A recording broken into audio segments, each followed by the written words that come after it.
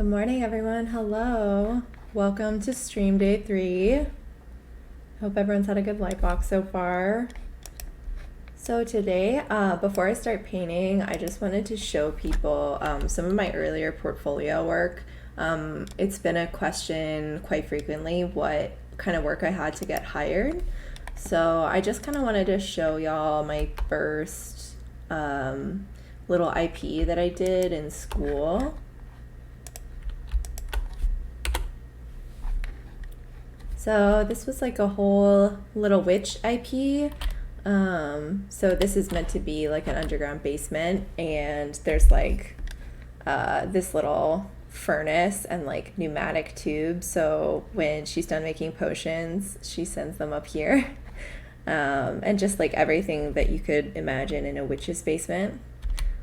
And that's meant to be the basement of this painting. So I did a few big story beat illustrations, but then I also made sure to supplement with props and call outs and stuff like that. So this is one of the layouts that I did with just kind of color flats underneath it for visibility. This is like a whole magic market scene. Like there's this little magical pet shop, the apothecary, like a wizard, like their clothing shops and all that. Call outs, I'm gonna kind of explain those. These are composition sketches, of course, but I just did a bunch of them to kind of show quick ideation of a few different lighting scenarios and scenes. This one was inspired by a screenshot of I Saw the Devil. It's a really cool movie. So these are kind of what I meant by call outs. So these aren't necessarily call outs in like the work sense, and I'll explain more, I promise. I know it's kind of confusing. But these are just kind of prop designs. I've mentioned before doing hero props instead of like if you were to design props for the scene, instead of just doing like a couple potion bottles, I tried to design like the most like kind of interesting props, like something that would catch your eye in a scene. And then these were just quick design sketches for a bigger story beat painting. So these also aren't necessarily call outs, but these are basically, I started this painting and then I realized the door needed quite a bit of work on its own. So that meant that I called them out in a new page and I designed them separately before going into this, if that makes sense. Yeah, so the door was a whole thing. I think I built it in 3D and then I just painted over it quite a bit. I don't think I ever like finished this one really, but you know, as done as it needs to be for an early painting. I think this one was so dark and complex that I ended up just moving on to something else. Yeah, and this is another part of it.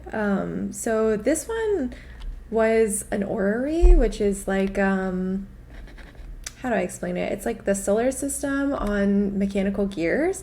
And I actually did build this one in 3D just to make sure when things rotate, they don't hit each other.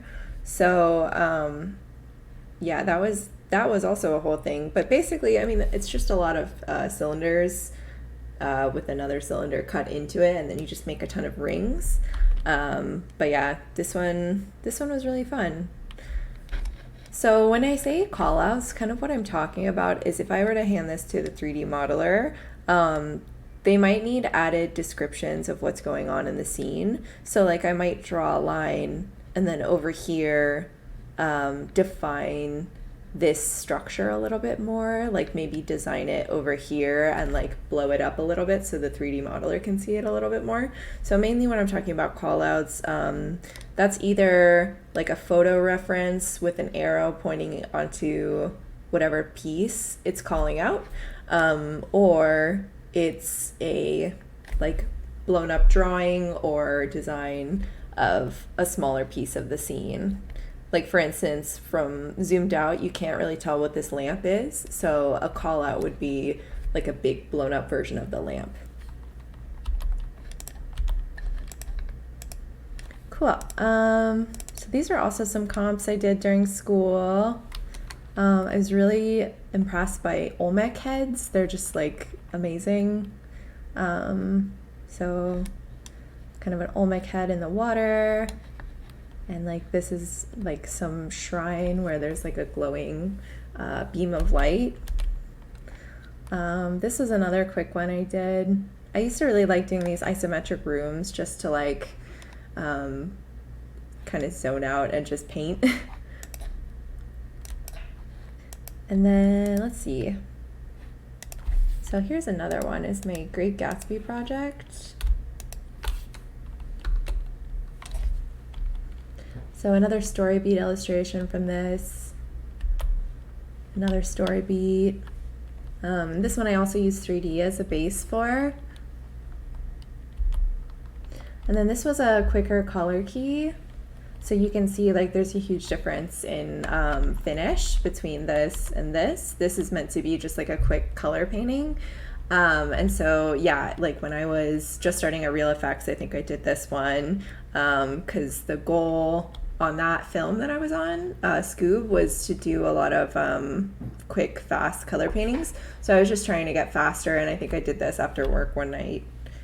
Yeah, and these were done in school. And I think I explained on another stream, but I started working on Scoob right after school. There was like a couple-month break between like when I graduated and when I started. And I was going to show y'all what I worked on during that period too. But this one was done in school before getting hired at Real Effects. And again, these are just like orthographic drawings of architecture. I find that orthographic can be easier to think about designing, and then, you know, if this was ever to go to someone in 3D, I might do a 3/4 view of the front and the back, depending on what we see. Sometimes in animation, you'll see the back of a building, and so you don't really need to like go into detail. And then another design sketch. This one was a lot of fun. For the Great Gatsby project, I wanted to really push how wealthy, like ridiculously wealthy Gatsby is, because it's stylized, so you can really push things as big as you want. Yeah. And then this is kind of that final moment, but it's meant to be kind of bittersweet. Yeah, I love a central composition. What can I say? This one was really fun to work on too. Yeah, the way I studied architecture, I would go out and sketch buildings a lot and try and stylize them on the fly, like, you know, pushing and pulling proportions as I saw fit. And then another thing was I would, in a really good class with Nick Gindro, we would find a whole culture of architecture, so Byzantine or you know, Greek, Mayan, anything like that. You pick your genre, and then you design your own buildings based on that architectural style, and that kind of puts the building blocks in your brain of what types of things each architectural style uses. Like, is it domed roofs or archways, or like what is the style language of the place and why?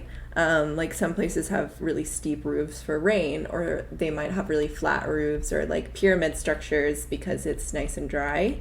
So yeah, more for Gatsby. This one was just a design sketch of this room. And the reason I'm showing these is just to show you so this one was also for Nick Gindro's class. And yeah, we did a lot of design sketches, and I felt like that was so helpful in just learning how to quickly design things and not focus too much on painting.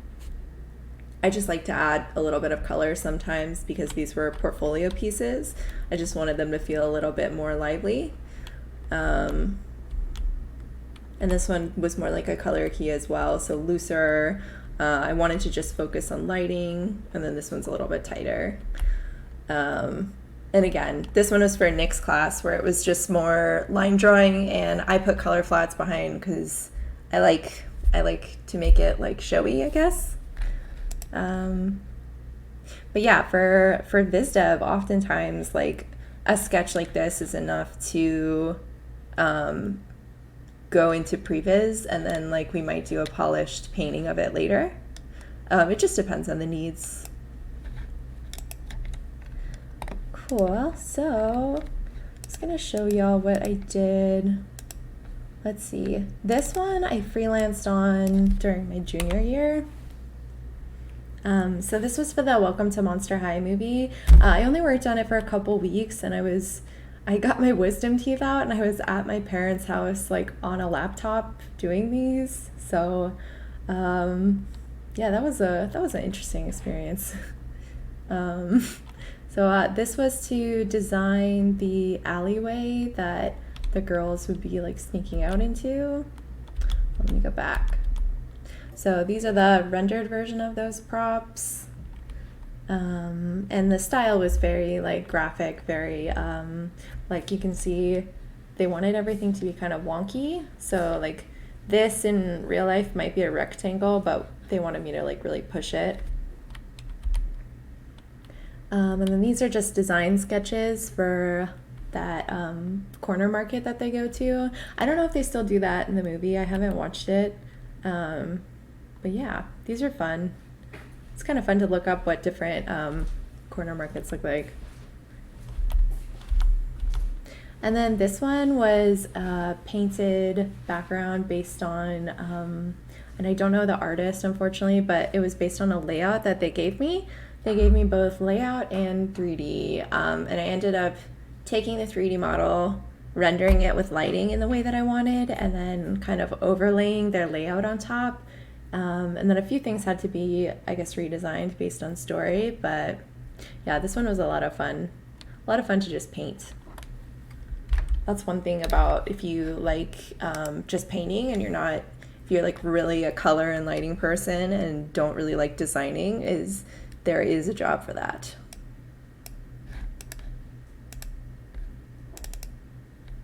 Cool. And then, so this is what I worked on between school and working at Real Effects. Oh no. Let's see if it opens. Oh, and yes, the stream is going to be recorded and will be on YouTube later. So this was for a show in Arabic it's like a kids learning show. It was really cute to work on. The sets were all like really pushed and really graphic. This is, I think, a potato battery. And so every episode was like a different animal with a different lesson. I think this one was about birds, I want to say. But yeah, lots of design sketches. And like I said, so this is actually really cool. They wanted a city built by spiders in the shape of this character. And so I did like as much as I could based on stylized spiders, like what would spiders build their little houses to look like, and I tried to incorporate like web shapes and everything. And again, this is like that little spider courtyard. Everything's kind of web shaped. So this one was really fun to work on too. I did a quick 3D model and then just kind of painted on top. More props. And so I feel like this can give you kind of a good idea. This show was done in CG, so this was all like design work and then background design and painting, and then they would build it based on my designs. So none of my backgrounds are final. They're kind of just inspiring the end result, if that makes sense. This little guy. So he is supposed to be like a super 70s news anchor, and then the kids come in and like help him revamp his show. It was really cute. This is like a giant sound stage that the kids help him build. So like I said, super graphic. It was a really fun style challenge, just making sure everything is like really like super stylized and chunky kind of. Because especially when things are for kids, you want like really bold but soft shapes.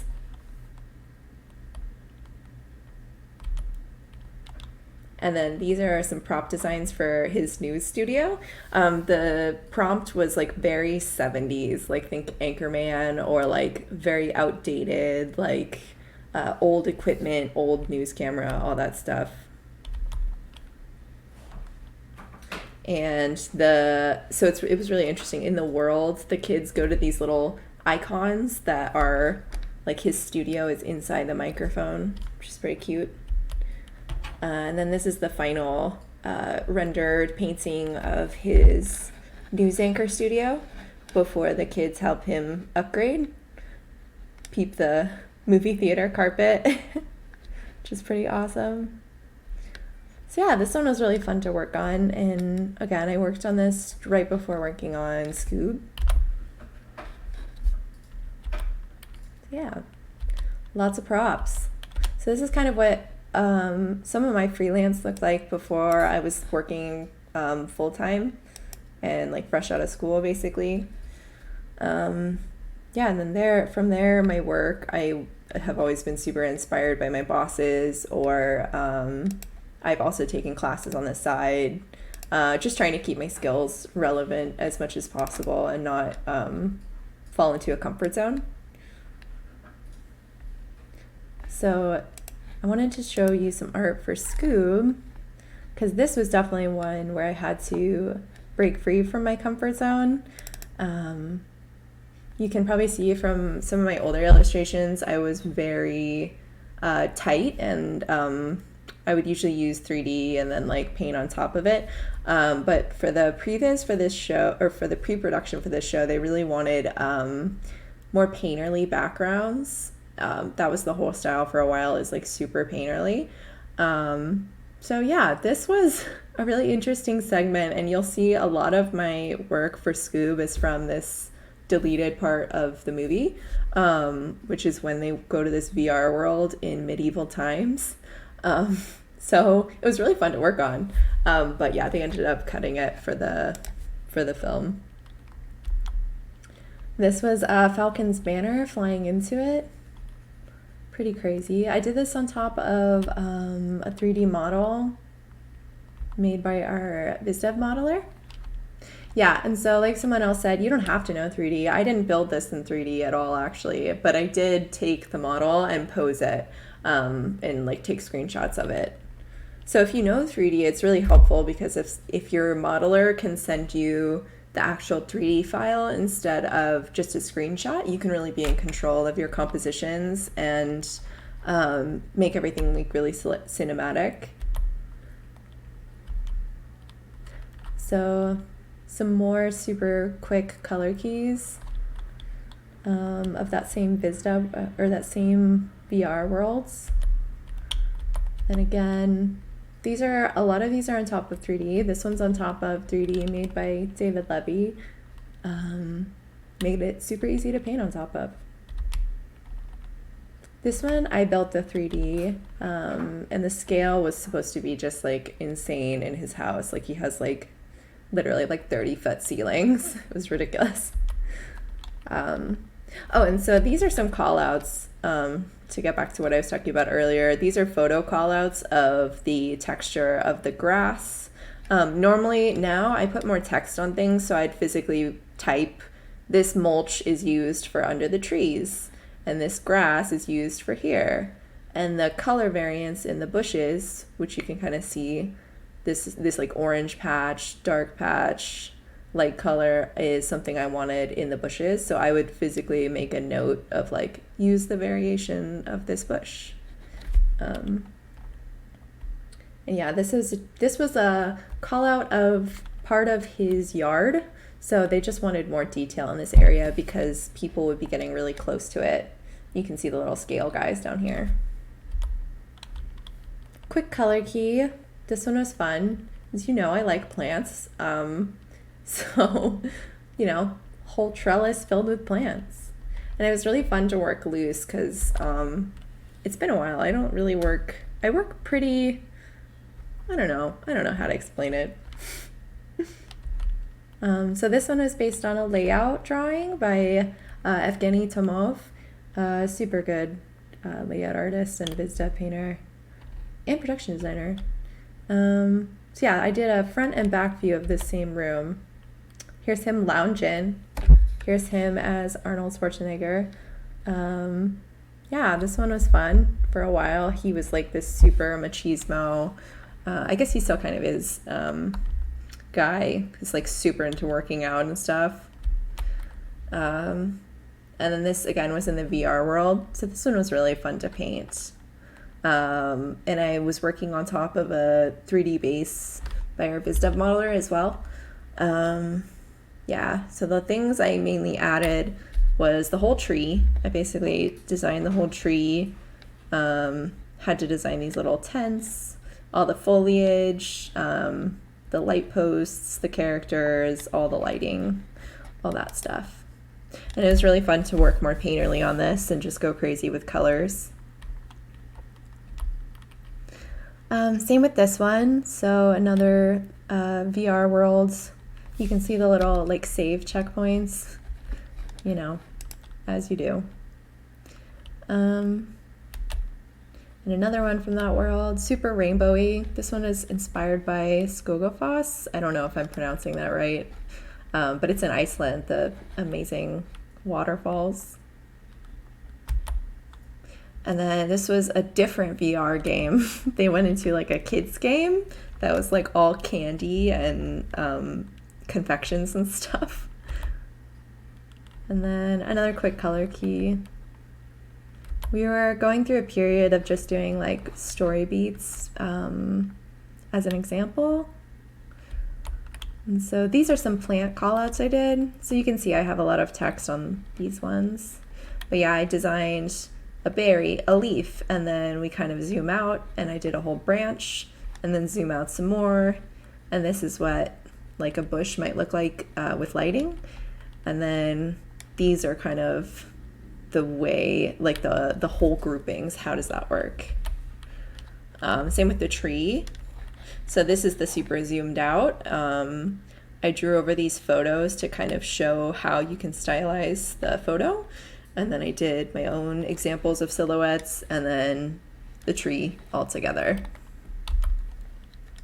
And then zooming in a little more, we have a bunch of flowers, designs of the leaves, design and color of like the specularity, the subsurface, all that, and some photo reference as callouts too.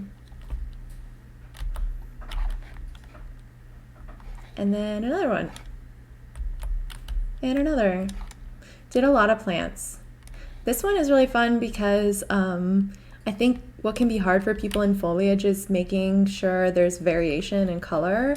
And so this plant specifically goes from the lush green plants at the top to the dead plants at the bottom. And if you live in LA or anywhere tropical, you can see that on the palm trees, where the top fronds are super green and then they die and the ones at the bottom are brown. So you get this really nice gradient. And on top of that gradient, you have the lush leaves have a higher specularity than the dead leaves. So the dead leaves are often like dry and crunchy and more matte. Some seagrass. And again, like zoomed way out down here, then zoomed in, then a branch, then kind of a configuration sketch, and then a drawing of what each bud of little like oats look like. And then, yeah, I also got to do some character designs, just like costuming for the main characters. So this was Velma. She was really fun. I looked at a lot of Pinterest and I looked at like vintage clothing and like even typing in things on Pinterest. This sounds really lame, but like indie Tumblr clothing can get you a lot. lighting key. So this one is over 3D. Cool. And then, so here's Daphne. She was also fun. So I wanted to make sure they have all the essence of their original color palettes, but then add a contrasty or complementary color just to add some depth. Fred at the time was a lot more of a jock, like no ascot, like wore, I don't know, like kind of more preppy outfits, like the Letterman jacket and all that, the polo. Yeah, I kind of like what the direction they went for him in the movie instead of his personality type, at least. And then Shaggy, just being Shaggy. I was very inspired by guys in my high school, because they kind of look like this living in Seattle. And yeah, looked at Pinterest as well. And I also just try to look at like what are the actual like modern clothing companies that teenagers like actually seeing like what brands they're buying and like looking those up and then finding adjacent styles. Cool. Back around. All right, so I'm gonna get started painting. Then I wanted to show a process video of kind of where I ended up last night.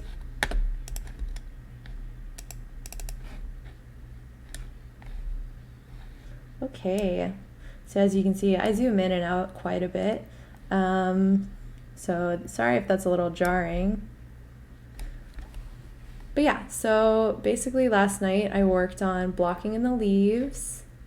I kind of added these negative pockets in the sky.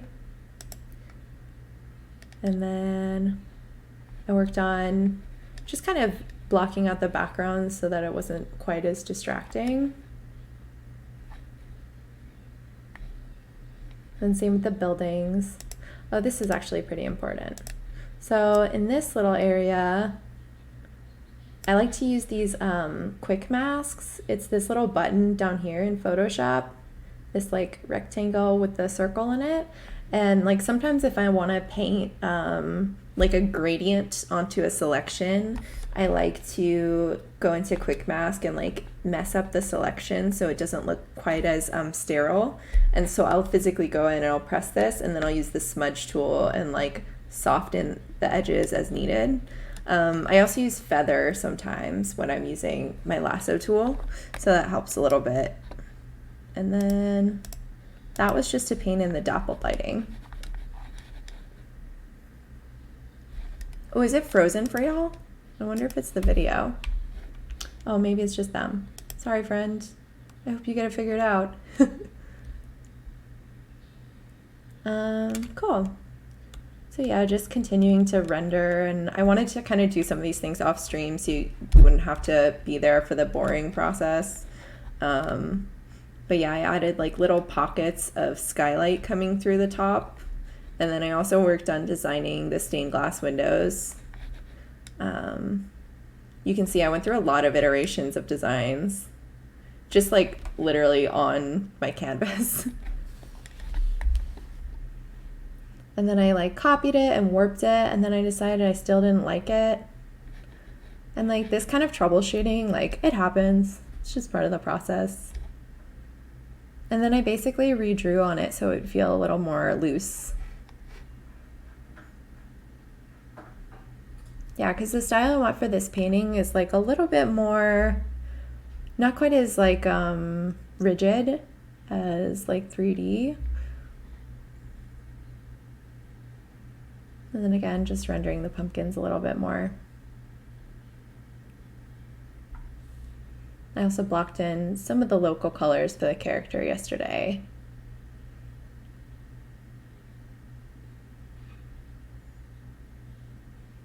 And so because she's in shadow, like her shirt is actually kind of whitish, but because she's in shadow, it's mostly picking up the ambient color as well as some of her surroundings, like this green color. So it's kind of a mix between the sky color, green, and white. Yeah. Here we go, let's paint. So here's where I got yesterday. So today I wanted to walk you guys through how I duplicate all this foliage. Because you can see I've kind of blocked in the colors, and these are just like the shadowy colors of all the leaves. And I've tried to include some color variance even in this initial block in.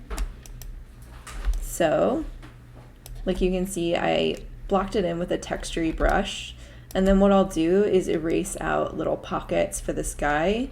And then I also used a gradient to like just bring down some of the light of the sky.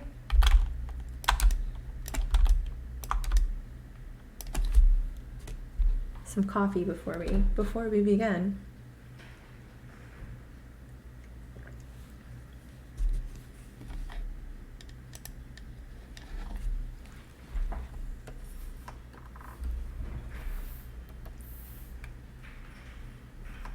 So I think I'm gonna start working on the character, because I know that's like a big one, is like learning how to light them. I try and think of characters as just forms. Like if you think about it, like your arm is just like a bunch of cylinders slapped together. So if you try and think about things in terms of polygon primitives, and then just like render forms based on that. A good way to get comfortable doing that is doing still lifes, digital or traditional. I liked to do digital still lifes when I was just starting out, because I felt like it was a good way to learn how to do the rendering I was eventually going to want to do. And it teaches you a lot about sculpting forms and making things readable.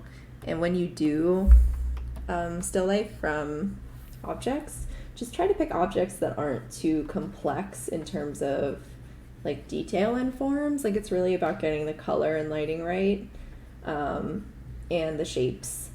So like picking like a really cool chrome water bottle, or like glass jars and things like that. Things that have simple forms but then have like interesting lighting shapes.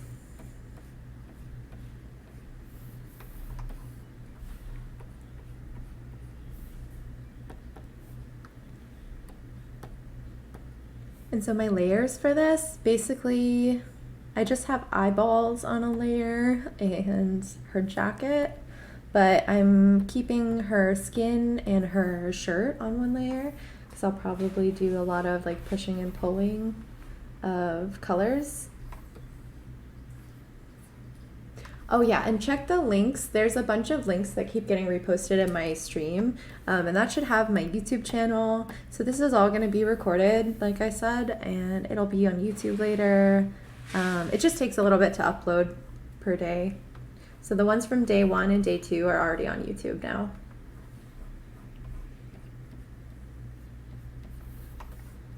And so the jacket she's wearing is like a lab coat, and it's actually they all wear lab coats at the school. It's kind of like it's like a magic grade lab coat, so it like prevents you from getting itchy from like poisonous plants and things. Inspired by all the times I've stepped into stinging nettles living in Seattle, because those are the worst. I guess you can make really good tea out of them, but it makes your whole, like I've stepped into a whole bush of stinging nettles and it makes your leg feel like pins and needles. It's really weird.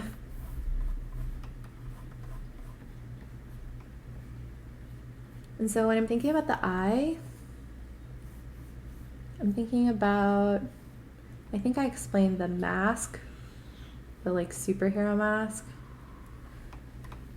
So I'm thinking about the bottoms of her eyes and how those are in perspective. And then I'm thinking of, there's kind of a ellipse that's happening because her head is getting foreshortened. And then maybe bringing this corner down a little. And then making sure these corners match up.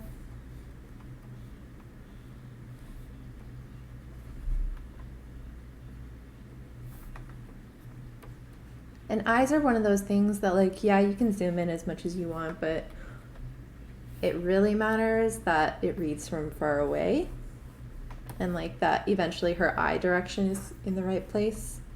And the color I picked is not pure white, like I said, but I like things to be more graphic. So this is kind of like the local color of white, and I went more like here for the eyes.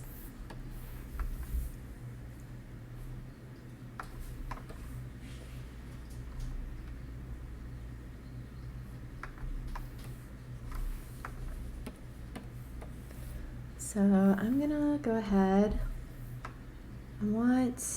I don't want her eyelashes to be like pure black because I think that gets it makes people look like they're wearing like a ton of makeup, and it's like not doesn't look too natural. It can though, like, it's just that this is how I do my personal style. And normally, like I said, I don't ever go to like pure, like all the way down here.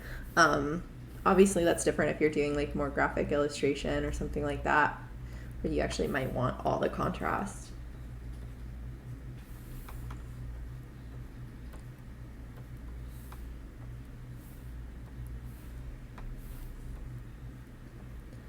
Because her eyes are kind of looking this way, I'm kind of trying to give her a lower lid, if that makes sense.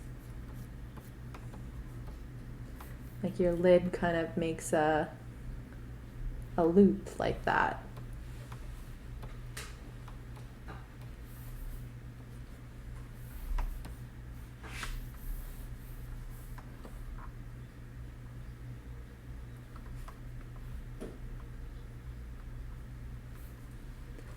Yeah, I like to work in as many layers as I want and then basically just merge as I go. I don't think it matters how many layers you use. I think some people are more comfortable working like that because maybe their first medium was traditional, and so they're like, it's very much like, like traditional painting for them. I actually know a lot of people who do color keys on just a couple layers. Personally, I am kind of precious. I mean, I'm not like, I'm not like afraid to delete layers, and I merge stuff a lot, but I like to make a new layer if I'm doing something I think I might want to change or move around. But like that's the thing about Photoshop. You can do whatever you want. You can make as many layers as you want as long as your computer can handle it.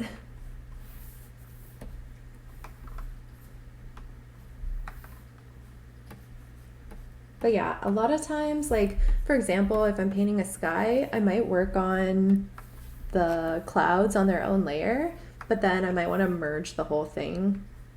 Oops. Gotta wait for Photoshop to catch up. But yeah, then I might merge the whole thing just for ease of painting.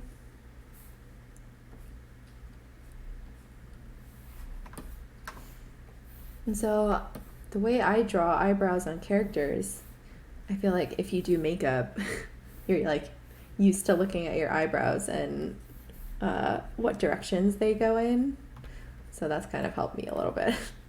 But yeah, so basically I'm kind of gesturing in some hairs, but I'm not going to go in and like detail every single hair. It's just for the texture.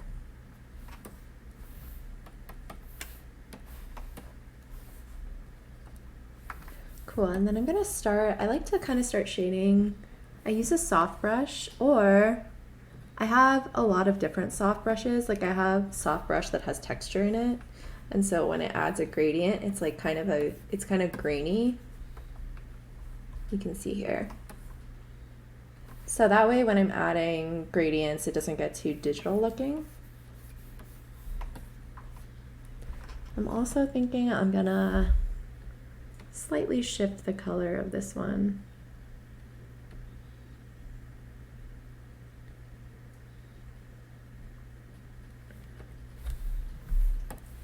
So I don't know if you guys can tell, but what I'm doing here with her hair shape and all of this is I'm trying to do like you have this big dark shape, and then within that shape you have a big light shape, basically. And so I'm giving her like the most contrast of the scene compared to like this spot, the background, the pumpkin. I'm trying to give her the absolute most contrast, and then there'll eventually be a little light shape on her very white, crisp lab coat. So then we'll know as a viewer that this is a white piece of clothing.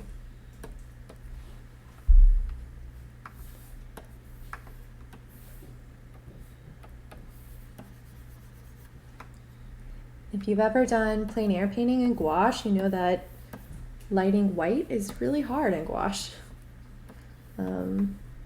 Some people are amazing at it.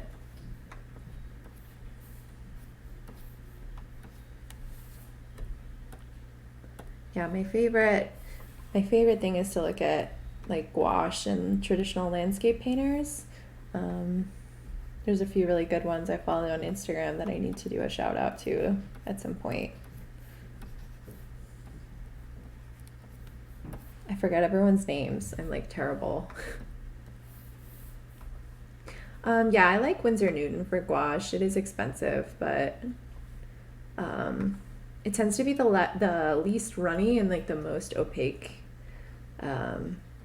Except Linden Green when it's deciding to be really mushy.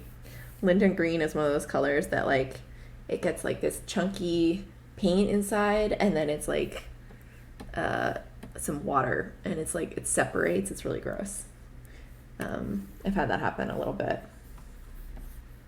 And yeah, I love Angela Sung's work. She's amazing. Who's some other amazing people? Peter Chan.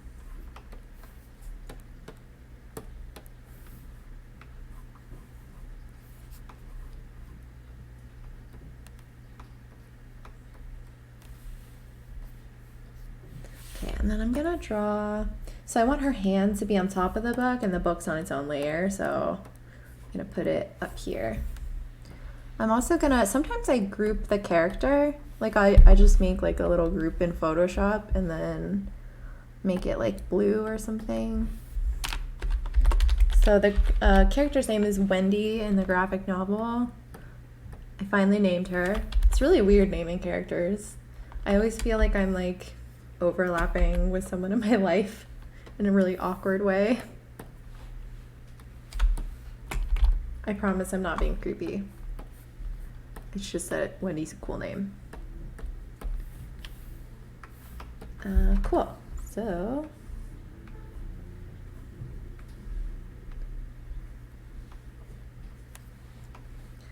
when I'm drawing hands, I kind of do the mitten thing.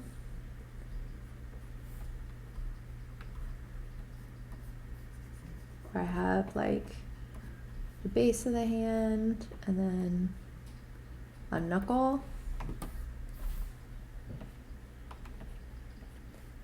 And then what I've learned is that it's easier for me, instead of trying to draw the hand, because I would draw it like a million times before I liked it, is I'll just gesture it in using the brush, because the brush I can kind of do the thickness of their fingers and then cut in and out from there.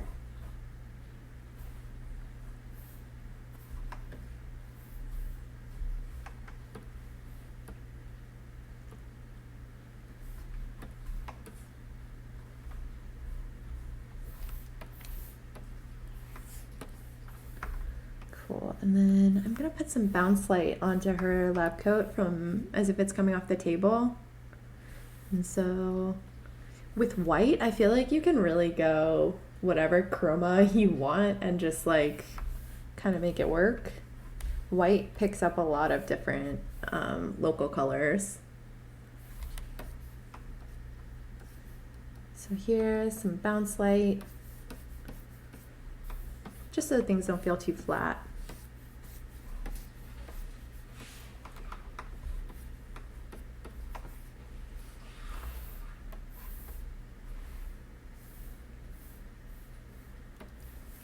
Oh yeah, for perspective, I use this thing called Perspective Tools 2.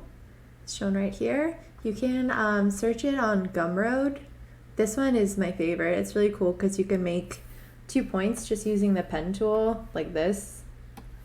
and then you click this button and it makes you an entire grid, which is pretty awesome. I don't know if it worked this time. I'll show you just what it looks like. So these are what the grids look like in theory. I think you need to make a new layer before you do it. But yeah, this is from, basically I clicked 2 points and then I clicked this button and it made me these long lines. Sometimes it doesn't work if you're like on a weird layer or you're like on a group. You need to like have an empty new layer. So yeah, you can see I have my 2 points of perspective, and it doesn't do that thing where it crashes your program because the perspective is like twice the size of your canvas. I've had that happen a lot if you do the whole shape tool perspective grid.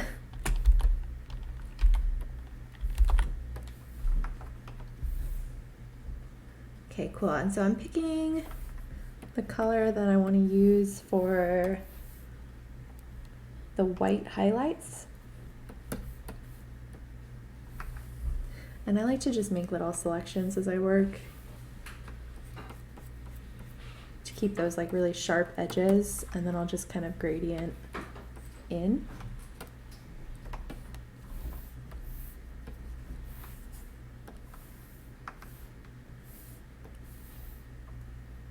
So using lasso, I'm upping the feather on this little slider to like just enough so that it doesn't look sterile when I select. And then her shoulder is about right here.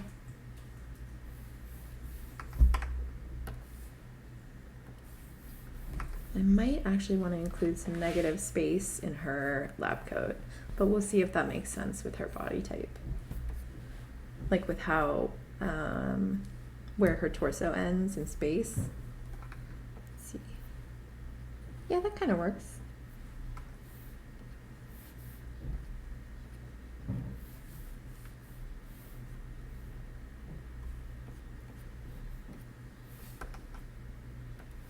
Okay. And then when I'm rendering, I'm just kind of picking, like I color pick from the local color that I've chosen, and then I just kind of like darken and desaturate, or if it's like a different color, sometimes I'll darken and saturate it a lot. You'll notice my Photoshop freezes a lot. Evidence for Adobe. You see how often this freezes? I swear I'm not crazy.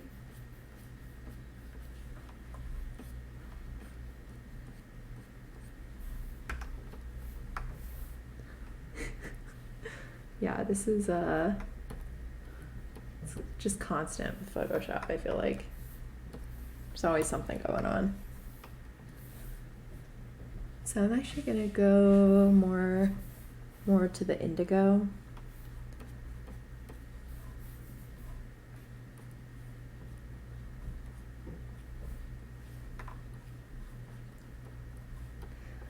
As you can probably see, I use this brush like all the time. You kind of get really comfortable with a few brushes, and then that's just like, oh, I guess this is my style now. I paint like this. But every time I try to change it up and use a different brush, I just end up on the same ones, so I'm not gonna fight it.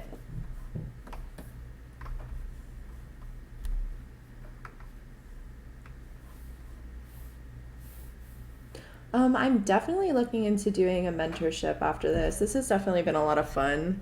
So I think I would love to set up some kind of mentorship just to, yeah, just to like kind of do my own thing. I think it's pretty easy now with the internet to just like not have to do it through any school or institution.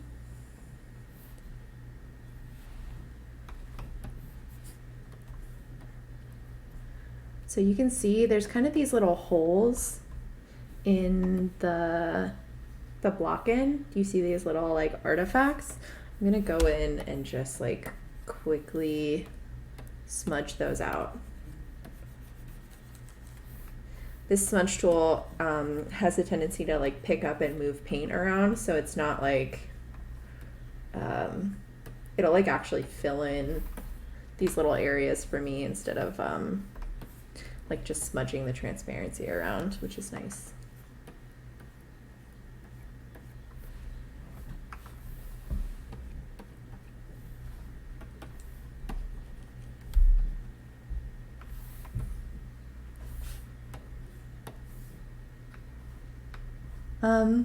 And so I didn't really learn character rendering in school. I actually learned it kind of on the job. And like I said, like I try and think of rendering characters as just like forms. My boss, Christophe Lautrette, like really went on a limb and let me do character surfacing, which is a lot of fun. And that really taught me a lot about painting characters. I was painting a lot of people, creatures, fluffy creatures, scaly creatures. It was great. So I learned a lot about painting forms and texturing. And I got to surface the mom from Rumble, which was pretty fun. Like just doing everyone's skin and hair. I've done a lot of hair growth directions, like if you look at an animal of any kind, their fur doesn't just grow straight out of their body, it like grows in little lines. So that's something I've been working on a lot. And just every time you draw something new, I feel like you learn a ton about that topic. Like, no, I didn't learn how to paint a crane or a piece of machinery in school, but you can Google anything and learn how to paint it. And if you know the process for some things, you can transfer it to other things. So like when people are like, oh, how do you do architecture? I only like characters. It's like a really similar process, but you just need to apply it to something else. Yeah, like characters are just like gesture, and then you have a set proportion, and then you have to do like a clean line drawing, and you can kind of apply that to anything.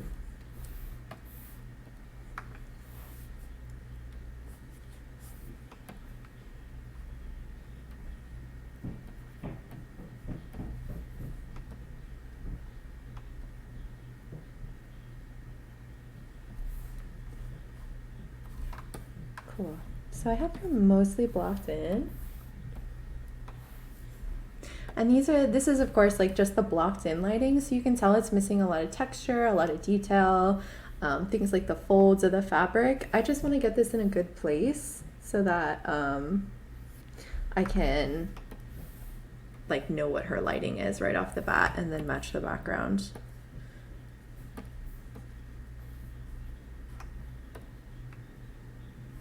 And then a lot of times what I do is I like hide the selection. Oh, my pen tool is still active. Delete.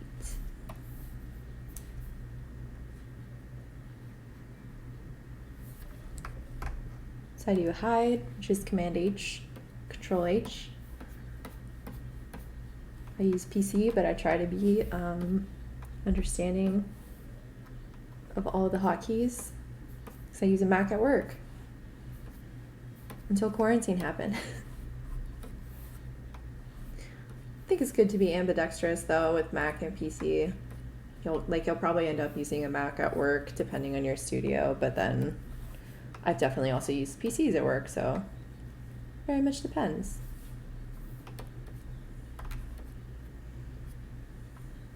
A lot of times though, the studio you're at will be like, do you want Mac or PC? And then you can choose, but sometimes it's like, they just know most artists prefer Mac. I like to use PC just because I use a lot of 3D, and so I just like the interface a little more. I think Blender runs on Mac, but I'm not entirely sure. Maybe someone knows in the comments.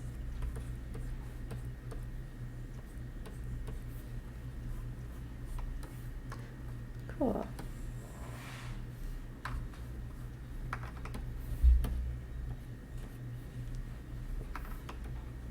And then seeing this, I actually want to brighten it up a bit more. I'm kind of shifting into the oranges because that's where the lighting is at. I'll show y'all some really cool reference I pulled from Shot Deck today as well. Cool.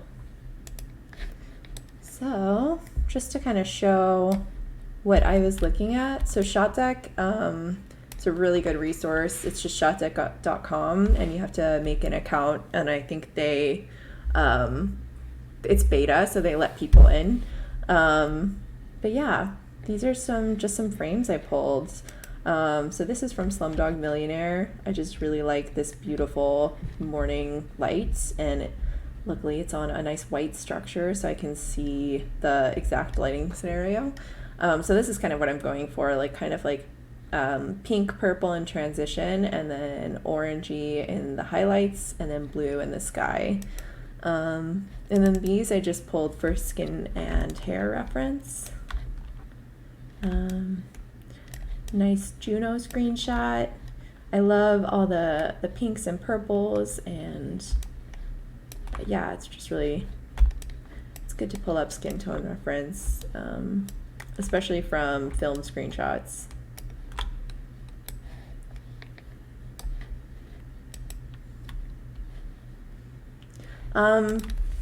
When I go on Shot Deck, I click on the individual screenshots and then I just right click save image.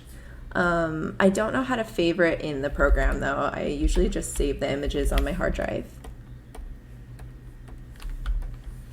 Cool, so I wanted to start showing y'all how I block in the plants. So yesterday we kind of painted this. This is mostly in a good place. Might do a little bit more rendering before I start copy pasting it. I also want to include a little bit more. I really like this sky color I kind of made. These little like pockets where the daylight is coming through. So I was going to try and include some of that in the shadows.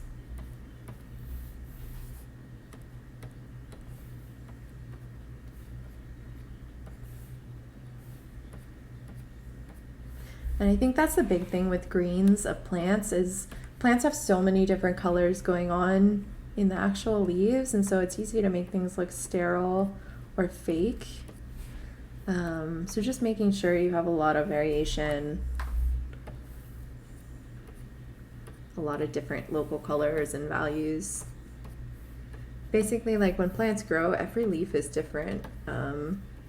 So it's good to kind of include that in the painting.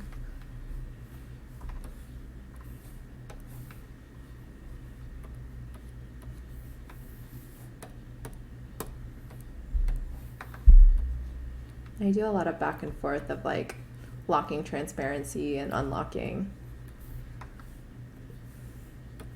I know there's a hotkey for it, but I always just end up clicking the little guy, the little checkerboardy thing.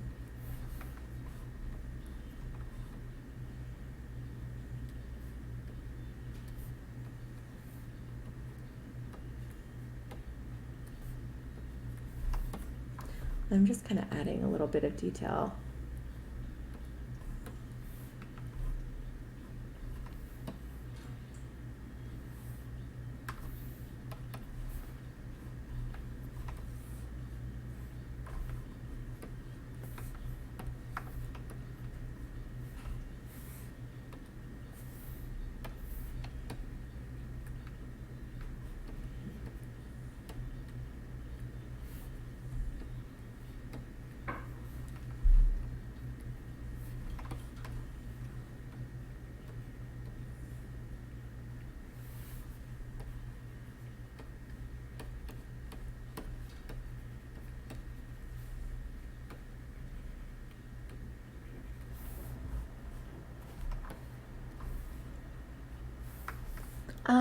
I didn't have a mentor, but I did.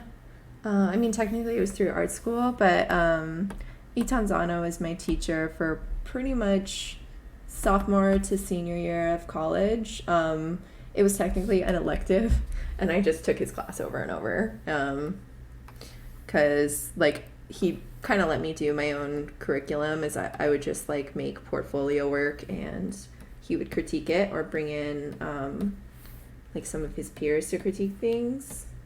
That was really helpful. And then the other teacher I had was Nick Gindro, who I learned a lot of the design stuff from. So again, like not traditional mentors of like you just pay them privately, but like it was through art school, but they don't teach there. But Aton offers a mentorship, I think, on his website. Yeah, it's like I wouldn't really recommend going to art school. I kind of lucked out in that those two teachers were teaching at the time I was in school. That's not always the case, especially not at Otis. So yeah.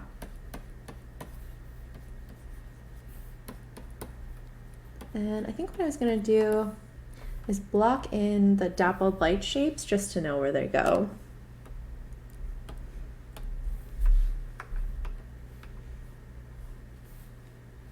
Yeah, art school is very hit or miss. I went to Otis.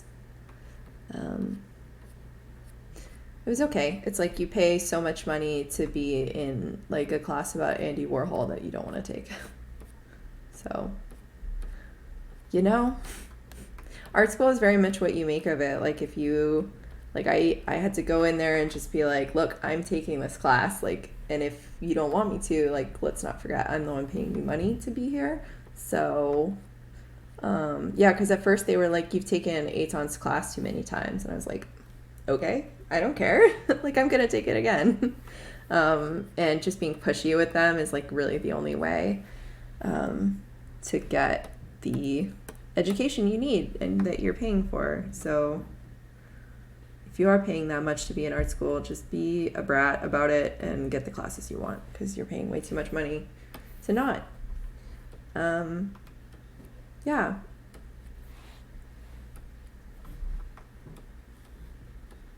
Yeah, I think these days the best thing to do is pick someone with the exact kind of career path you want, of like, oh, I want to be this specific type of biz dev artist, or I like this specific type of background painting and I want to do that. Like, pick the artist that you aspire to be and like find a mentorship from them or in that skill set. Like, there were so many classes at Otis that were like improv. Like, what? When am I going to use that? I don't know. So weird.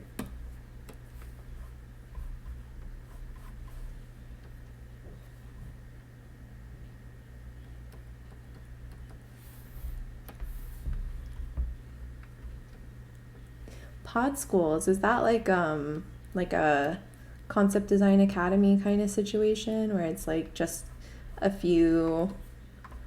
few topics and like a few teachers and then like 20 students per class kind of thing? Because like the one thing I did like about art school was like the community, literally just the students at art school. I mean, like, let's be real, I mostly learned like from my classmates even more than I learned from some of the tenured teachers at that school. That's just fact.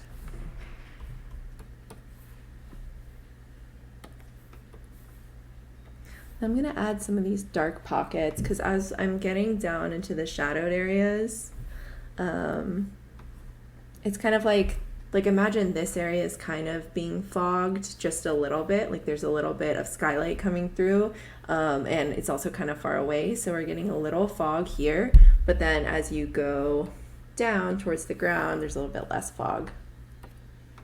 So more dark pockets.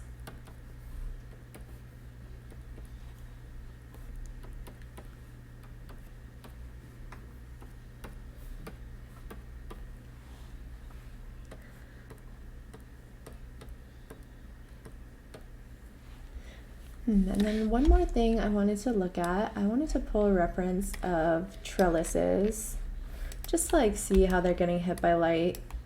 There's some really cool, so pumpkins tend to trellis smaller. Obviously I'm stylizing the shit out of it for this painting. In real life they might fall if they're like giant and hanging, but that's fine.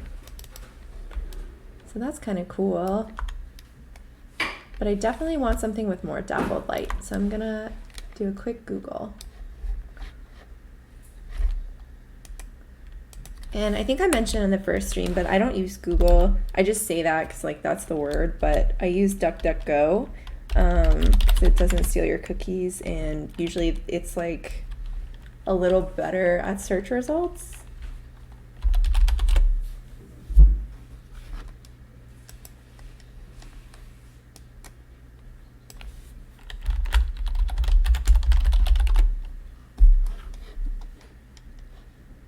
Basically what I'm trying to find is an image of light coming through a flowery trellis. I might actually do trellis tunnel. And then let's see what we got. So this one's really cool, but I know that image is really low res because I've looked at it before. This is kind of nice.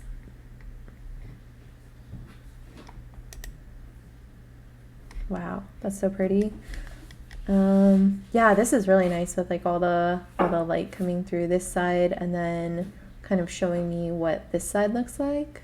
It feels a little bit exposed to be more green.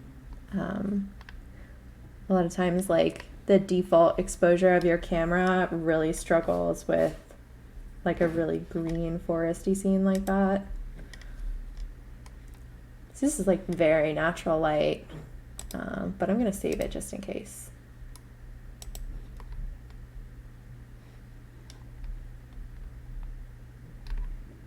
Keeps showing me this one, but I know it's low res. The great struggle. I kind of like this just because these are crazy and I like how they're being lit. So I'm gonna save it just in case. This guy's so happy. Same. Me when I grow any plant.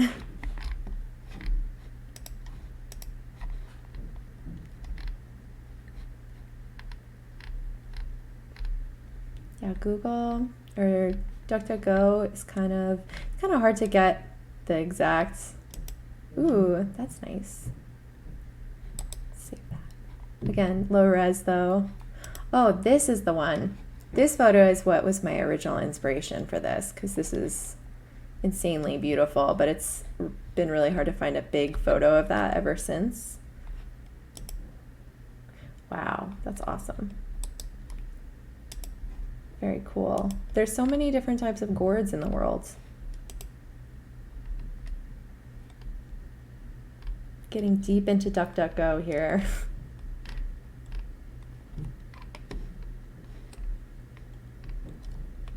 All right, I think that should be good for now.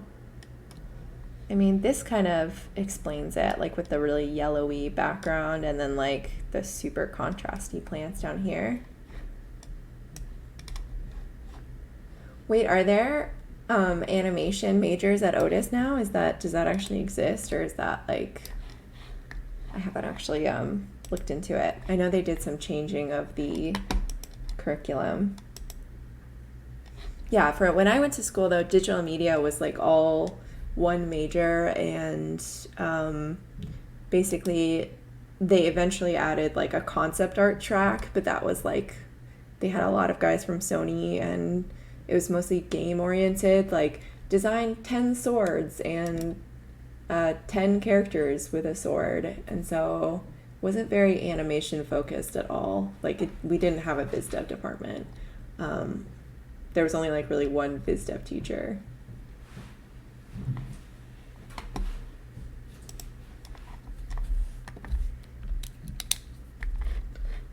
Oh yeah, PureRef, you can choose to donate. It can be free, like if you don't want to pay. I chose to donate like whatever the price they recommend. It's just a tax write-off if you're freelancing technically. But when you're a student, I completely understand, and it is technically free if you don't want to pay. But when you're working, and I feel like once you have gotten enough income to at least buy the programs you need, I I feel pretty strongly about like paying for things like I'm a patron on Patreon for Film Grab because I've used their website so much. Sorry, that's my upstairs neighbor. I don't know if you can hear him.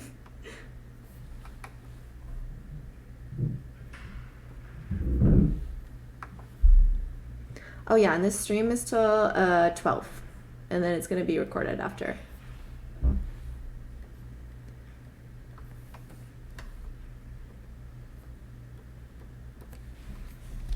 Oh yeah, and let's quickly, I just wanted to add those images to PureRef, and I'll kind of show you how I do that.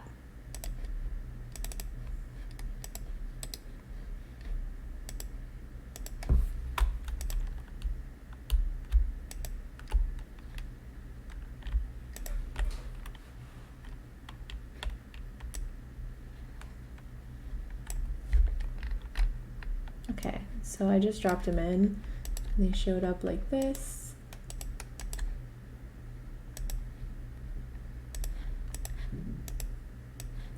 I feel like this photo is already in there. Yeah, it is. Okay, cool. So, like, let's see. So these are all different sizes, right? So what I can do is make them all the same height or the same width. And then when you press another command, it organizes them. So it's really fast and it's really convenient for making mood boards for work, which I have to do a lot. So yeah.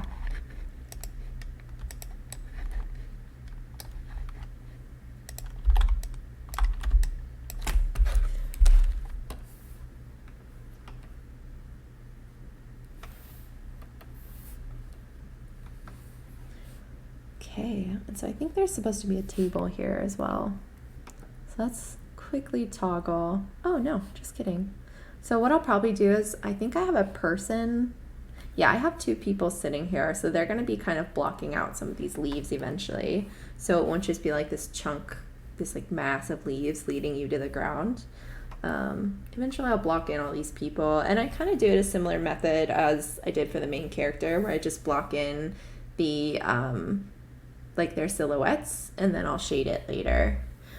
Oh yeah, and someone asked how I don't get overwhelmed by the whole painting.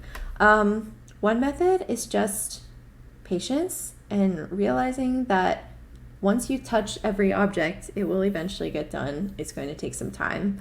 But like a lot of times what I'll start doing is when I open up my painting at the beginning of the day and I'm like, holy shit, I have so much to do. I can break things into chunks and be like, okay, this is going to be easy to render eventually because I'm just going to copy paste this. And then we're eventually going to have all these little pumpkins in here, right? Because I'm going to copy paste these. And it feels naked right now, but then I could be like, okay, today I'm going to render the main character, and that'll be my number one task. And then later on, I'm going to do this box, and that's going to be number 2. And then like last priority or like second priority is like doing all the little characters, so that's going to be 3. And then the tertiary, like once I have all the lighting in, I'm like for a lot of the characters, since they're also wearing this white lab coat, I'm going to be color picking from her reference color, if that makes sense. So I'm basically, it's kind of like art directing yourself, where you're like giving yourself little notes and stuff. But like I'll also straight up, like if I know there's a spot I'm avoiding or I might forget, I'll circle it in like red line and then go back to it later.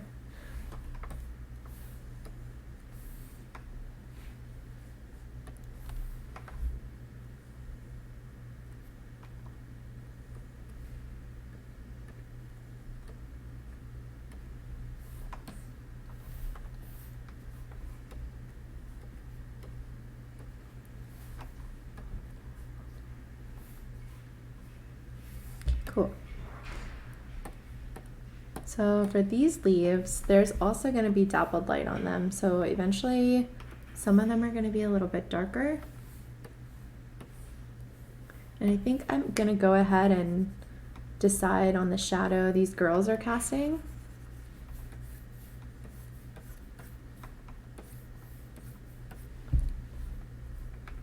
And then maybe just above her head, there's like a little bit of specular. Oh my God, I want to add music so bad, but I hear you can't upload to YouTube after unless it's like music specifically like public domain or copyright free. And I don't know any music like that. Otherwise, I would absolutely have jams for you guys.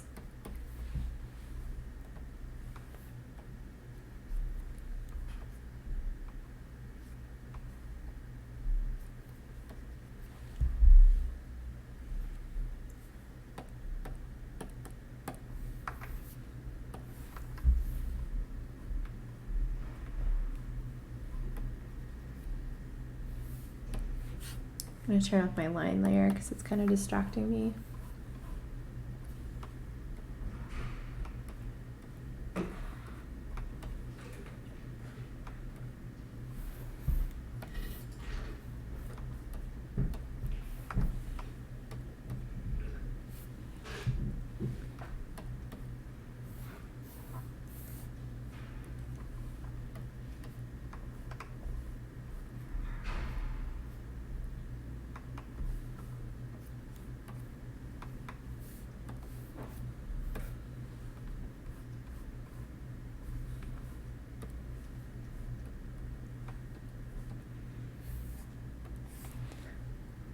Photoshop, come on, man. There we go. Sometimes I make a brush stroke and it shows up like 10 seconds later.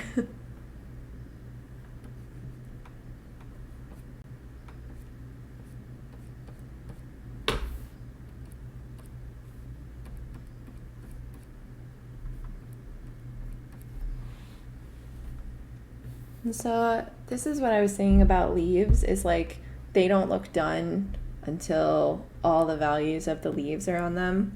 Like these were looking really flat for a while and it was bothering me so much until like you add rim light and you also add like the subsurface and all these other colors. Until you do that, it's gonna feel like a Lambert shader, you know, like the default Maya or Blender shader. Everything just kind of feels soft, everything kind of feels like Play-Doh-y. Honestly, that's just how it is.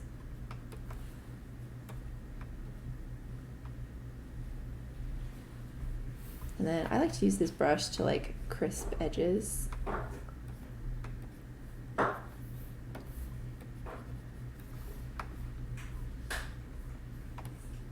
Awesome. Okay.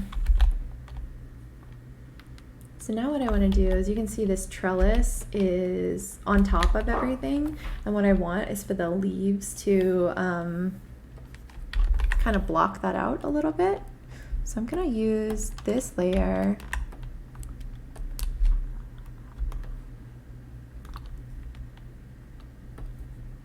and I kind of just put a mask on it.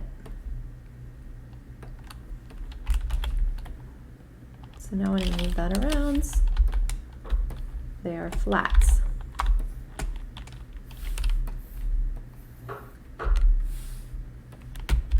And what I'm going to do with these brush strokes is add a little detail.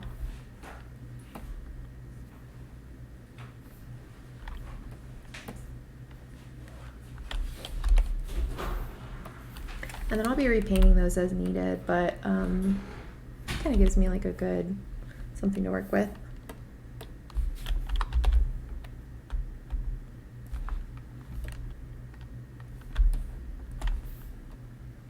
Practicing brush strokes, that's a good one. I was saying a little bit earlier that I learned a lot from doing still lifes. I feel like still lifes and studies of any kind are a really good low pressure method of figuring out how to render stuff quickly or graphically or in whatever style you want. I would say like try it out on a study, and then if you really like it, try it out on a painting. Like do anything like wait, sorry, what did you say? Oh, I'm glad this is very ASMR like for you guys. That's good. But yeah, like trying it out on a study, like a film study, or just something like a still life or a landscape. Sometimes I take photos of landscapes and then try to memorize the color of nature in my head and then go home and try and paint it. Because like doing plein air is really awesome, but like I've been out in really cold landscapes or really hot landscapes where it's like I don't want to sit here and paint. So, but the colors are amazing. So I'm gonna take that, go home, try to memorize the colors in my brain, and then recreate it. That's totally fine. My friend Alex Neonakis does a lot of, like, she'll take a photo and then she'll go home and do a study. I think that's a really good method of learning. And there's nothing wrong with it too. And like, don't feel bad about changing the photo or even, dare I say, changing the film study if you don't want to do the exact lighting or something like that. And you also don't have to feel any pressure to post them. Like if you just want to do that for your own sake, like you don't have to post it. I'm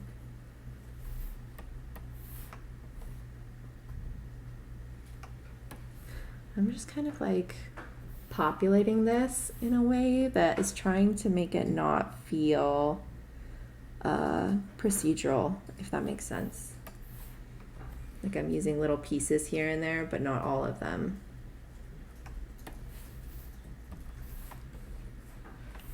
And then what I'll do is probably start off with like a really basic color.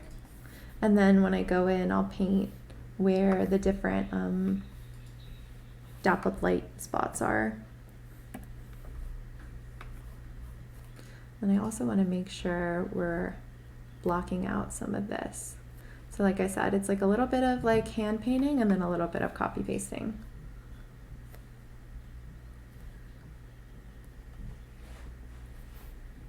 And smudging. I switch from smudge to brush a lot, as you will see.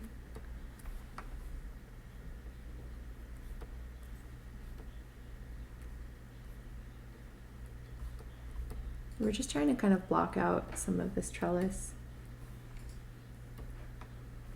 And I also want, like, you can see here, some of the plants are hanging down. I also kind of want some of the vines and stuff to be hanging down so it feels really lush.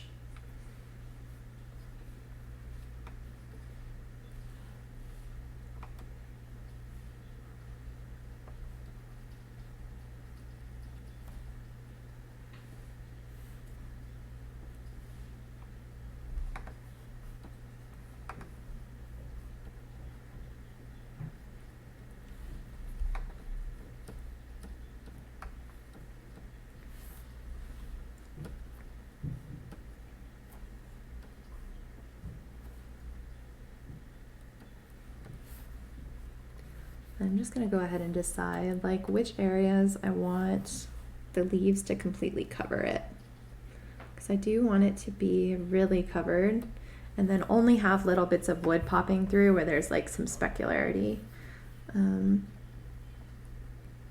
I don't feel like painting this whole trellis. I don't know about y'all.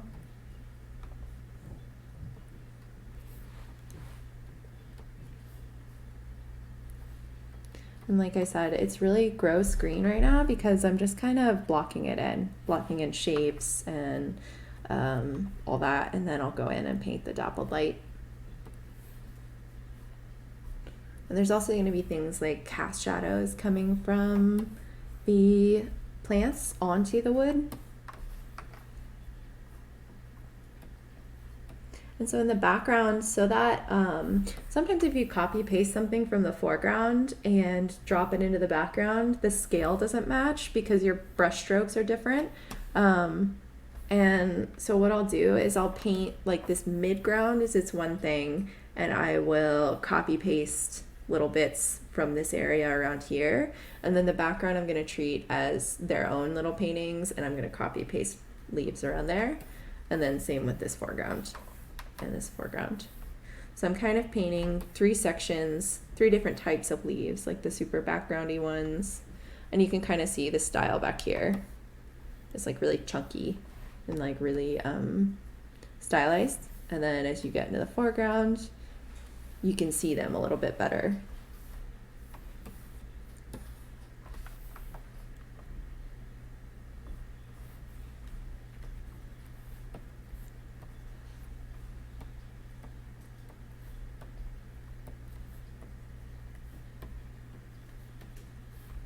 Yeah, and so a lot of times if I'm doing like painting a tree for the 3D modelers, I'll do the same thing with leaves, is I'll like copy paste leaves around so that they can, because that's what they're going to be doing in 3D anyway, is like making one or two leaves and duplicating them.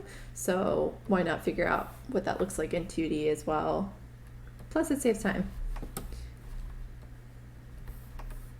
Trust me, no one is going to be mad at you for copy pasting your own painting.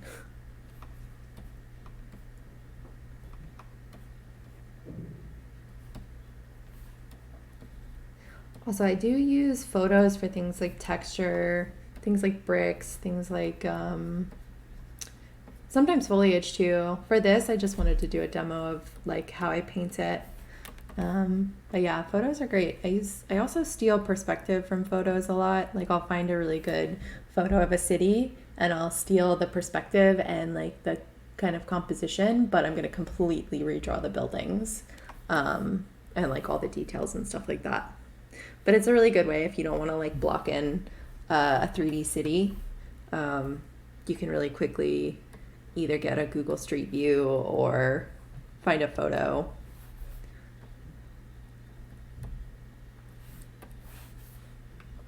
And the general rule of thumb, at least from my experience, is changing something 70% at least. Like when I'm using a photo for perspective, I'm changing it like 100%, and just stealing the, oh yeah, we do this all the time. It's fine. It's not really stealing. It's like, using reference. Like for example, what might not be okay in an animated movie is like physically finding a photo and putting it on a poster that's going to be in the movie. That's going to be like super no-no.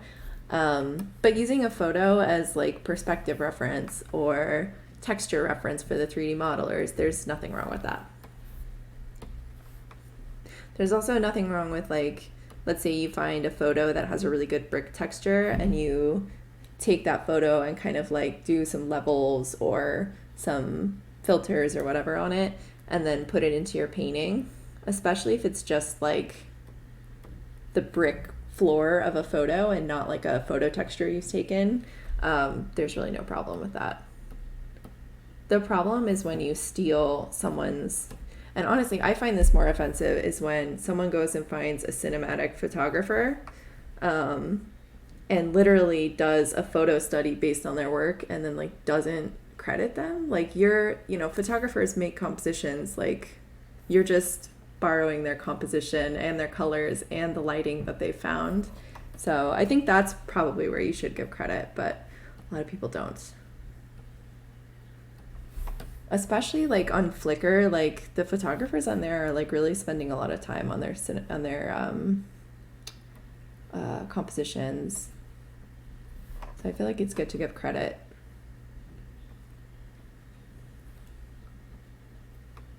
Because yeah, you shouldn't feel bad about doing those studies. I think it's great, but definitely give credit when you've taken the whole composition and the details and the lighting from someone else.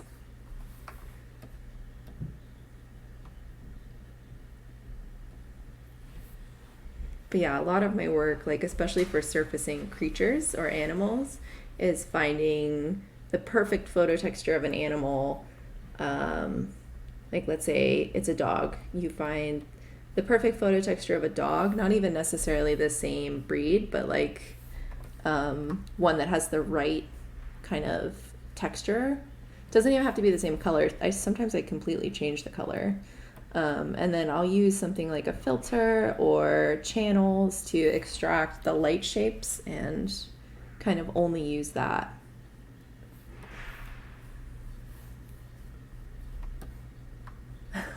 Steal like an artist. Yeah, that's so true.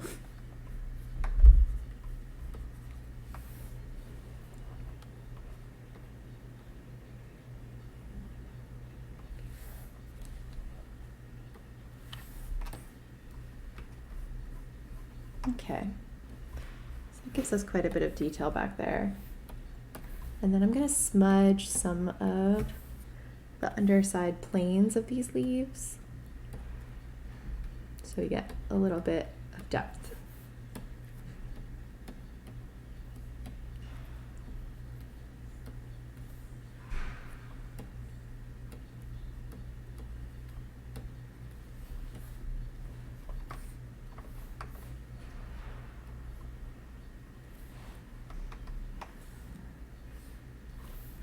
Cool. Time to light these guys. So I'm gonna pick a color roughly adjacent. And these are all just being kind of lit by ambient light. And then for this one, I'm actually gonna possibly make these darker than the background. Too dark, oh no.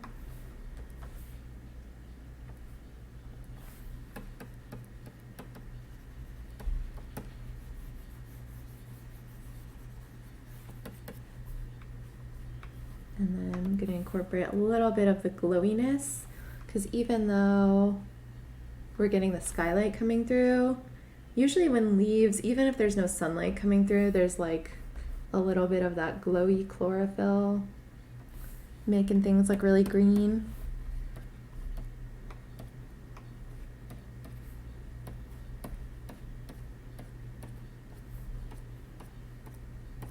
And that's what I was talking about, like, I think the first or something day, someone was like, are you gonna make the pumpkins glow? And I was like, that would be cool. But I think I want just like glowiness of the actual leaves.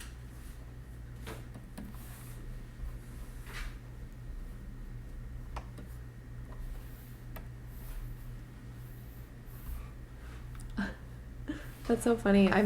I honestly, I just got a mic for podcasting, and I didn't realize how much of the rest of my environment it would pick up, which can be fun because my upstairs neighbor works out above me, so I'm like always worried y'all will hear it.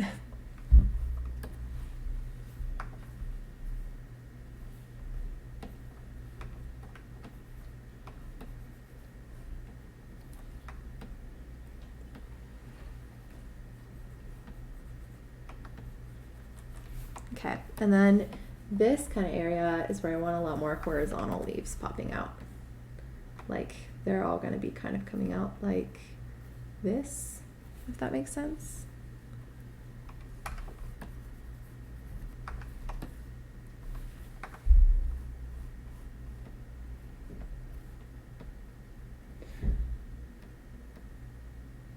And yeah, like someone said, it's not necessarily about rendering, but about how you're conveying the scene.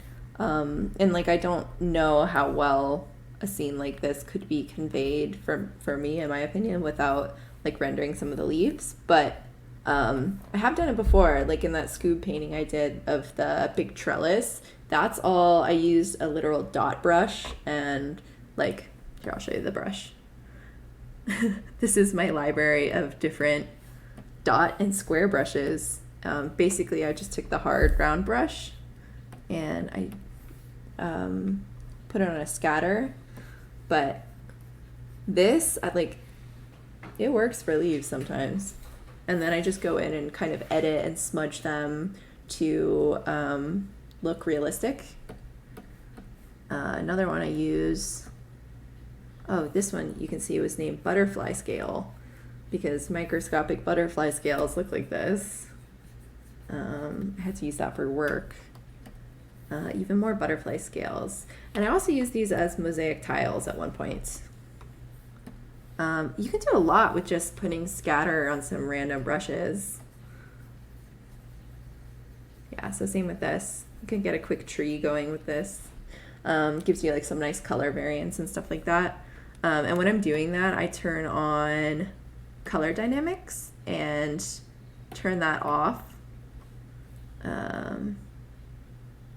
Wait, is it on? Yeah, on for this one. And then you keep these kind of low, and then you turn on scattering. You can pretty much do that with any brush. And so yeah, so these little pieces of leaves are on their own layer. And the reason for that is because I want a background of leaves behind the trellis, but then I want all these little overlaps in front.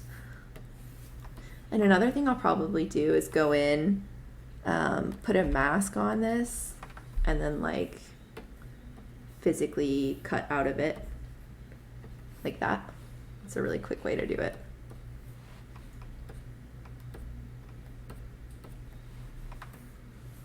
Actually, let's do that really quick because that makes me feel better. Sometimes, like with painting, it's like you throw on a color dodge layer or something and you're like, oh, okay, I can actually see this painting ending. Sometimes the same thing with brushes.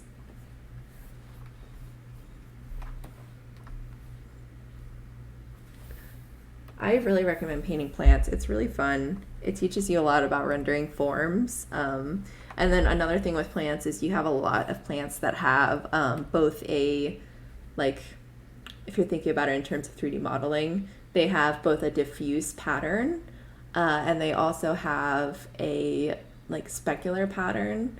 So there's like texture on it as well as like a color pattern as well as like subsurface. There's just so much going on with plants, and I feel like you can learn a lot from painting them.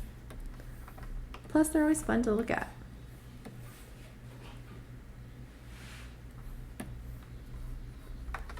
Yeah, one thing for me is knowing about 3D modeling, and that process has been actually really beneficial to my VISDA process because, like, especially for surfacing characters, I really think about things like what's the diffuse color, what's the diffuse pattern, and then on top of that, what's the specular pattern, and on top of that, what's the texture. Yeah, and even like things like hair groom and growth directions and things like that has been really beneficial.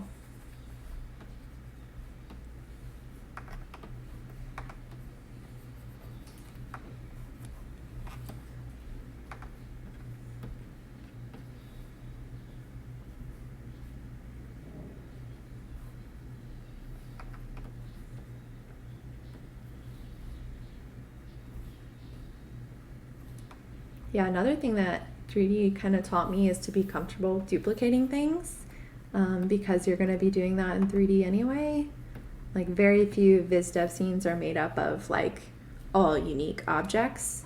You know, there's going to be like a lot of repetition depending on the kind of scene.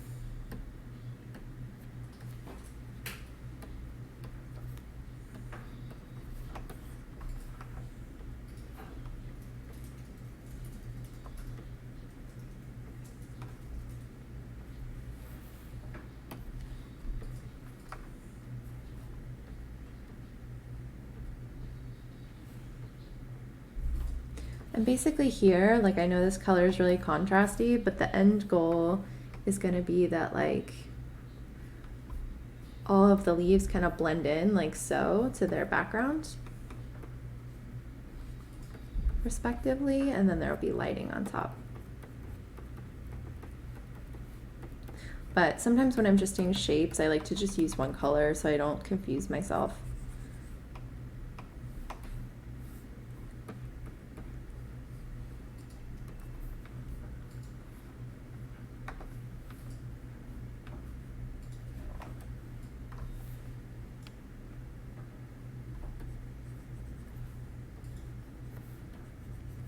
Yeah, and I like to just zoom out a lot and make sure I'm not getting short-sighted just by like one object or one part of the painting. It's also why I jump around a lot, but I'm really trying to stay focused for you guys. Normally I'm like all over the place.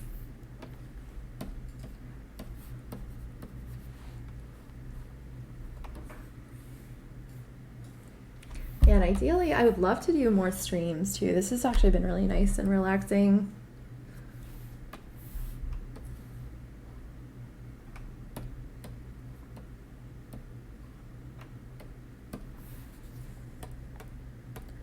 And just to reiterate, this will all be recorded, so you can check out YouTube later. It just takes a while to upload. And so now I'm going to start just kind of copy pasting stuff around. I've kind of given myself enough to work with.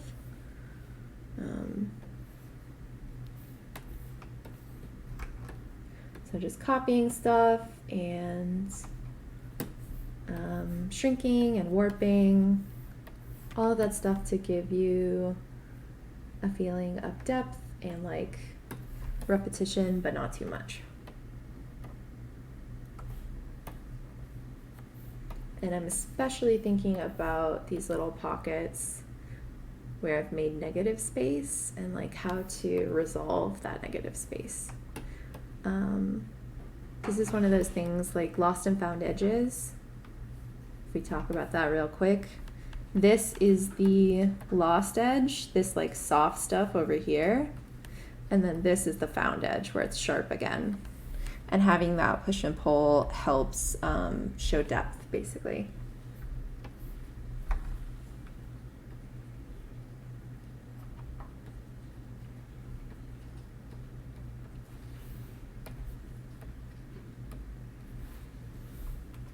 No, I actually didn't always know I wanted to be a biz dev artist. I actually didn't really know it was a job until I was in college.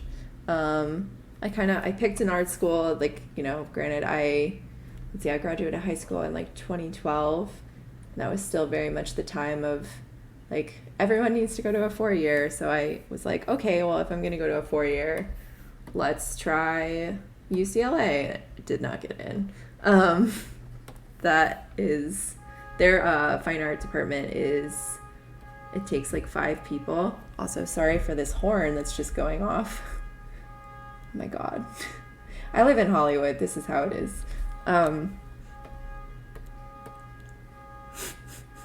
One time someone's BMW was going off all night. But yeah, so I didn't get into UCLA. I applied to their fine art program, which only accepts like 50 people or something like that. And I didn't even have a fine art portfolio. It was more like illustrating. Oh my God, the beeping, please stop. So irritating. Hollywood is loud. It's just loud. There was like literally a girl singing a cappella on her porch the other day. It's real life.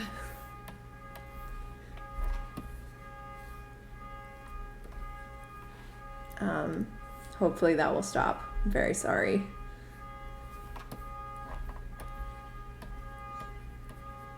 But yeah, so I ended up going to Otis. And I was just kind of I didn't really know what I wanted to do. I thought maybe like children's book illustration, maybe, I was really into League of Legends when I like started art school. And so I thought, oh, maybe I would like to do Splash, because that's like the only art I really saw. And on top of that, I would go onto DeviantArt or Tumblr and like look at all the digital art. And I didn't know what it was for. Like I was just like, oh, people just make these cool paintings. And I really thought like splash art was the only thing. Oh my God, this beeping. God damn, I hate this person. I can literally see the horn bumping up the levels of the mic. Oh my God. But yeah, so I really wanted to do splash art. And yeah, then I learned that you could like do the art that they do for VizDev. I eventually watched Tangled and like How to Train Your Dragon and stuff, and I really liked those movies. And it didn't really occur to me that you could do art for those movies. So yeah, that kind of inspired me. Dude, this person is killing me. It's so irritating. I feel like I can't think, even with noise canceling headphones. I told you, this is Hollywood. It's usually either sirens or this, or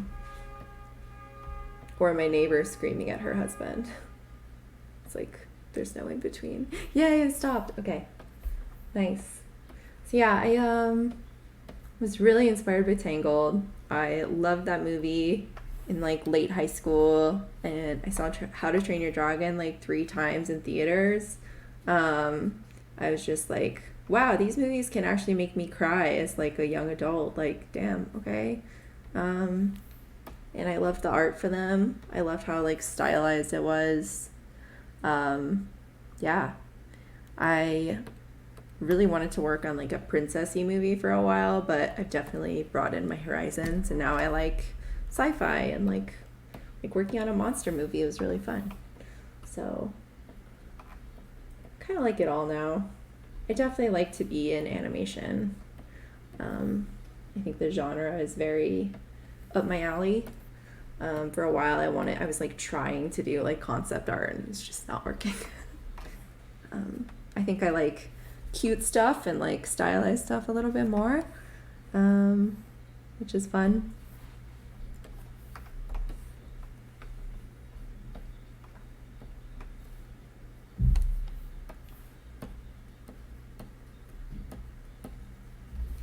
I'm just glad y'all didn't have to experience Acapella Girl, because she's like the bane of my life. It's like as much as it's nice to hear singing, there was a violinist, for example, that was great. I love the violin, but the acapella person is like doing scales, and I don't know if you have singing experience, but scales are like the most grating experience to listen to. It's not fun to listen to, but that's Hollywood. Oh, she's good at singing. Yeah, it's just scales are annoying. But like when she's actually like singing a song, it's fine.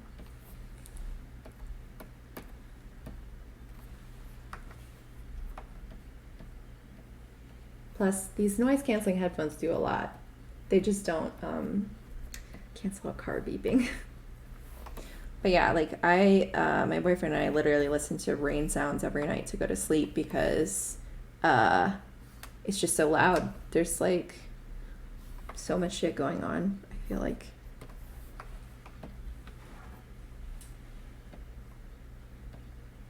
Not even nightlife, just like honking, or like not right now, there's no nightlife. We are all trapped up in quarantine. I really wonder how it is in like Europe and Asia right now, because America's not doing well.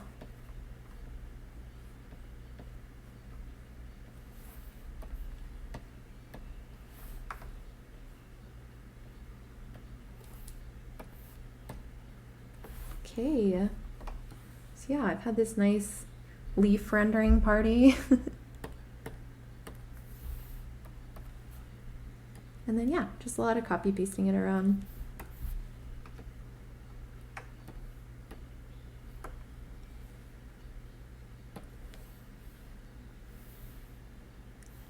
An old woman breaking into people's houses? I love that.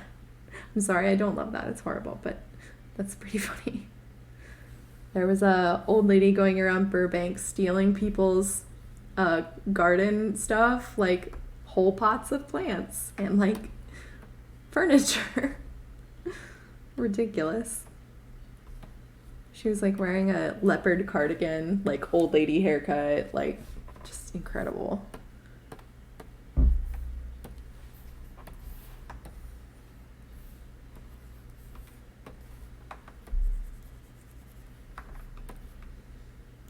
Yeah, for us, everything is mask on in California, which is really nice.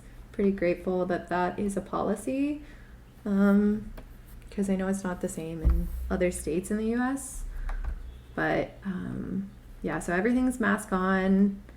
Like we still try to go to the farmer's market because that's open air, and I just like going there. It's really nice. You gotta love talking to farmers. Try to do that. The grocery store is fine. It's like if there's a ton of people in the store, they'll have a line. But lately there hasn't really been any lines. Like people aren't stockpiling like they were at the beginning. So yeah, it's just life now.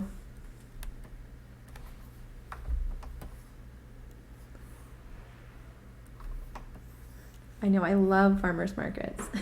They're so fun. It's nice to talk to the people who like actually grow your food and like like know all the seasons of your vegetables and like only buy things when like I get excited for peach season. It's great. Actually, I'm always the most excited for like actually good corn at the farmer's market, like sweet corn, because it's kind of hard to get, surprisingly.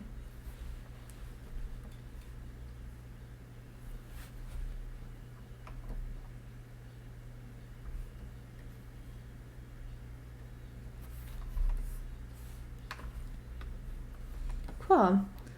So didn't get to finish this painting on stream, which I kind of expected because it's kind of a big painting. But what I'm hoping to do is record the rest of the process for this and then speed it up and put it on YouTube and maybe talk about it.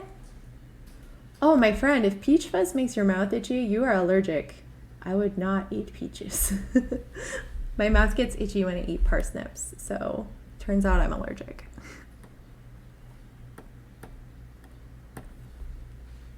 Awesome.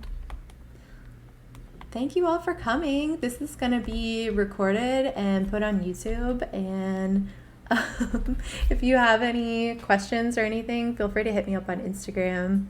And check the link. It just got posted in the chat. But that has all my socials, the YouTube channel, and all of that. This should probably only take like maybe a couple more weeks. Pending. I do have some writing to be doing, so I'm supposed to be doing that on top of this, but yeah. Awesome. Thank you guys so much for joining. Bye, everyone.